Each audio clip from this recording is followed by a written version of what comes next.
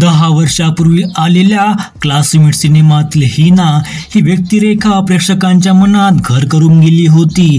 त्यानंतर बॉयज 2 आणि triple seat या सिनेमांमधील भूमिकांमुळे अभिनेत्री पल्लवी पाटील चर्चेत आली. मात्र 3 वर्षांपूर्वी नवा गडी नवराज्य या मालिकेतील तिच्या दमदार भूमिकेनंतर ती कोणत्याही नवीन मालिकेमध्ये दिसली नाही.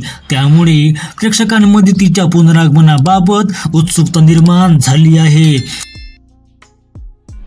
पल्लवीला सतत विचारलं जातं की ती मालिकांमध्ये का दिसत नाही.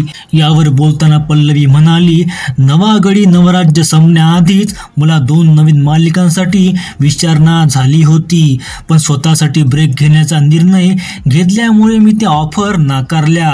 आजही मला मालिकांसाठी विचारलं जातं. मी नक्कीच परत येईन, पण सध्या थोडा वेळ प्रेक्षकांना आनंदी या व्यक्तिरेखेमध्ये रमू द्यायचा आहे. ती त्यांना खूप प्रिय होती, त्यामुळे थोडा वेळ द्यावा असं मला वाटते. तेव्हा पल्लवी टीव्ही विश्वावर पुनरागमन करणार, पण आणखी थोडा ब्रेक घेऊन.